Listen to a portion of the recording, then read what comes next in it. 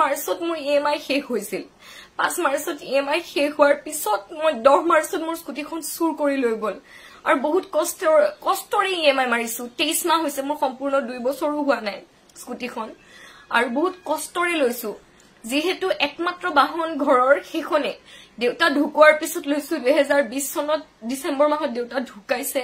দেউতাৰো accident হৈ ঢুকাইছে বহুত নমস্কাৰ মোৰ নাম ৰুজি মুদৈ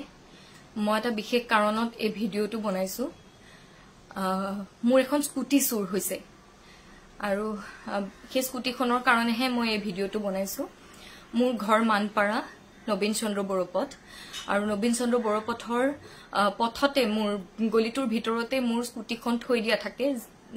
ঠিক তেনেদৰে যেনেদৰে সকলোৰে স্কুটি গাড়ী থোৱা থাকে কাৰণ এটা পাহাৰীয়া ৰাস্তা হয় আপসাইড হয় আৰু সকলোৰে স্কুটি বা ডাঙৰ গাড়ী চাৰিচকীয়া বাহন ওপৰলৈ উঠাব নোৱাৰি ৰাস্তাৰ কিনাৰতে সকলোৰে স্কুটি বাইক বা গাড়ী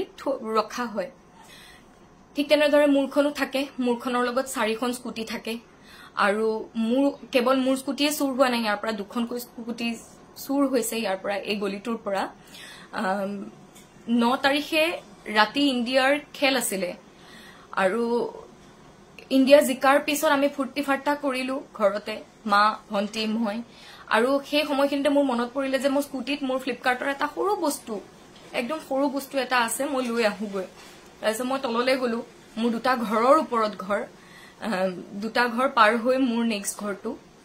মই তললৈ গলো স্কুটিত মোৰ বস্তুটো আছে মই স্কুটিৰ পৰা লৈ আহিলো স্কুটিটো তেতিয়ালৈকে আছে আৰু সেই স্কুটিখন তেতিয়াই যে দেখা মই পিছদিনাখন ৰাতিপুৱা মোৰ 12 বজাৰ পৰা ডাবিং আছিলে ষ্টুডিঅ যাব ওলাইছো ৰাতিপুৱা তললৈ গৈছো গৈ পেলাই দেখিছো সেই জেগাখিনি খালি আৰু মোৰ স্কুটিখন নাই মই মাক চিঞৰি সুধিছো যে কি মা মোৰ স্কুটিখন ক'ত গ'ল কিন্তু মাক কোনো সুধাৰ আসলতে কোনো যুক্তি নাছিলে মাইনো স্কুটিখন ক'ত লৈ যাব আৰু মা নিজে তললৈ নামি অহা নাই ভন্টিও ঘৰতে আছে তেতিয়া মই গম পাইছো যে মোৰ স্কুটিখন নাই মই তেতিয়া চিঞৰবাখৰ লগাইছো আৰু গম পালো যে কি মোৰ স্কুটিখন চুৰ হৈছে তাৰ পিছত মই 100 ডাইল কৰিছিলো তাৰপিছত কৰি পেলে লগালক আমবাৰী পুলিচ ষ্টেচনৰ মানুহখিনি আহিছিলে আহি পেলে ইয়াতে ভিজিট কৰিছে মোক খা খবৰ লৈছে ভিডিঅ' কৰিছে জেগাখিনি খা খবৰ ললে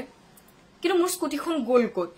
চুৰে লৈ গ'ল যাৰ কাৰণে আমি সিসিটিভি ফুটেজ চেক কৰিছো আমি পাইছো 3জন চুৰ আহিছে লৈ গৈছে দুখনকৈ স্কুটি ইয়াৰ পৰা আৰু এঘৰৰ নিছে যাৰ স্কুটি একেলগে 7খন থাকে তাৰ পৰা সেইখন স্কুটি লৈ গৈছে আৰু মোৰ তাতে থকা স্কুটি 4খনৰ ভিতৰত মোৰখন লৈ গৈছে 3জন চুৰ আহিছে মুখত কাপোৰ কানি বান্ধি আৰু দুজন স্কুটিয়ে মোৰ স্কুটিত বহি মানে দুজন চুৰে মোৰ স্কুটিত বহি গৈছে আৰু এজন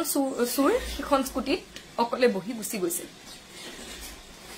এতিয়া মই কবলৈ বিচাৰিছো যে কি মোক আৰক্ষীয়ে 10 তাৰিখে নিশা এই গোটেইখিনি মানে বস্তু 10 তাৰিখে নিশা 2:45 পৰা 3 বজাৰ ভিতৰত হৈছে 2:52 তেখেতলোকে স্কুটি এখন লৈ উলাই গৈছে সিসিটিভি ফুটেজত সম্পূৰ্ণ আমি টাইমিংটো চাবলৈ পাইছো দেখা পাইছো তো ঠিক তেনেদৰে মানে এতিয়া পুলিচ সকলেও দেখা পাইছে তেখেতলোকে সেই যিদিনাখন চুৰ হৈছিলে সেই দিনটো আৰু ৰাতিলৈকে বহুতখিনি আহিলে ইনভেষ্টিগেশ্যন কৰিলে কালিৰ দিনটোত আমাৰ লগত ইমান বেছি ভালকৈ কথা বতৰা নাপাতিলেও আমি ভাবিছো যে তেওঁলোকে নিশ্চয় কাম কৰি আছে কাৰণ আমি তেখেতলোকে ফোন নকৰিলেও মই নিজে ফোন কৰিবলৈ চেষ্টা কৰিছো যে আপোনালোকে কামটো কৰি আছে নে তেখেতলোকে বাৰে প্ৰতি কৈছে যে আমি নিশ্চয় কাম কৰি আছো চেষ্টা কৰি আছো আৰু আমি সেই বিশ্বাসতে ৰৈ আছো যে আৰক্ষী বিষয়া সকলে যাতে ভালকৈ কামটো কৰে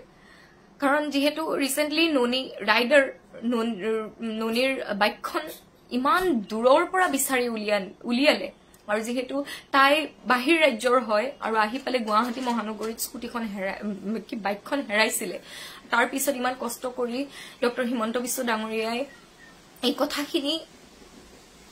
আৰক্ষী বিষয়াক জনোৱাৰ লগে লগে ইমান চেষ্টা কৰাৰ পিছত যে সেই বাইকখন পালে ঠিক তেনেদৰে আমি অসমৰ ছোৱালী হয় গুৱাহাটীতে থাকো গুৱাহাটীৰ যদি চুৰে লৈ গৈছে আমাক গুৱাহাটীৰ ছোৱালীক সহায় কৰিবনে নাই হেতুৱে আমাৰ মানে হাতজোৰ কৰি কৈছো যদি স্কুটিখন পাৰে বিচাৰি দিও কাৰণ মোৰ 5 তাৰিখত কষ্টত চলিছো ঘৰখন চলাবলগীয়া হয় মই ৰেডিঅ' চেণ্টাৰত যুৱবাণী শাখাত মই ঘোষিকা হয় মই তাতে কাম কৰি আছো মই ভইচ অভাৰৰে কাম কৰো মই এক্টিংতে মই সাংস্কৃতিক জগতৰ লগত কাম কৰি আছো মই এক্টিংত মাষ্টাৰ্ছ কৰা এক্টিংত ডিগ্ৰী কৰা যাৰ কাৰণে আমাৰ গম পাই শিল্পীসকলৰ ইমান বেছি পইচা নাথাকে শিল্পীসকল বহুত দুখীয়া থাকে ঠিক সেই কাৰণে মই বুজাব নোৱাৰো যে মই ঘৰখন কেনেকৈ চলাও নিজে অকলে সেই হাতজোৰ কৰিছো এতিয়ালৈ গম পাই থকা মতে হে মই নিজে দেখাও নাই পুলিচ সকলক বৰ্তমান আৰক্ষী বিষয়াসকলক প্ৰথম দিনাখনে ৰাতিলৈকে দেখা পালো তেখেতলোকে সহায় কৰিছে এতিয়াও ফোন কৰিছো মই অলপ আগতে তেখেতৰ লগত কথা পাতিছো তেখেতলোক আহি থকা বুলি মোক জনাইছে কিন্তু মই নিজৰ কৰ্মক্ষেত্ৰতো যাবই লাগিব মোৰ বহুত কাম পেন্ডিং হৈ গৈছে মই আজি যাবলৈ ওলাইছো কামলৈ কিন্তু মই বিচাৰিছো যে কি এতিয়ালৈ যদি হে আৰক্ষী বিষয়াসকলে মোক সহায় কৰি আছে ঠিক তেনেদৰে মোক স্কুটিখন পোৱা মুহূৰ্তলৈকে যাতে আৰক্ষী বিষয়াসকলে মোক সহায় কৰে আৰু স্কুটিখন পাবলৈ মোক অকমান সহায় কৰে মানে মই সেইটোৱে বিচাৰিছো কাৰণ মই ইন্সুৰেন্সৰ পইচা কেটাৰে মোৰ একো নহয় ইন্সুৰেন্সৰ পইচা কেটা মই 50,000 40,000 টকা মোৰ একো নহয় স্কুটিখনত মই অলৰেডি মই 1 লাখতকৈ বেছি পইচা দি দিলো ইএমআই সিএমআই মাৰি তো মই বহুত পইচা গুছি গল আকো মোৰ ক্ষমতা নাই মই ইমান সবল নহয় পইচাৰ ক্ষেত্ৰত নোৱাৰিম মই কিনিবলে মই হাতজোৰ কৰি কৈছো মোৰ স্কুটিখন লাগে কিবা কি হলে মোক যদি স্কুটিখন দিব পাৰে সহায় কৰে প্লিজ বিচাৰি উলিয়াওক চুৰকেটাক আৰু মোৰ স্কুটিখন আনি দিয়ক ধন্যবাদ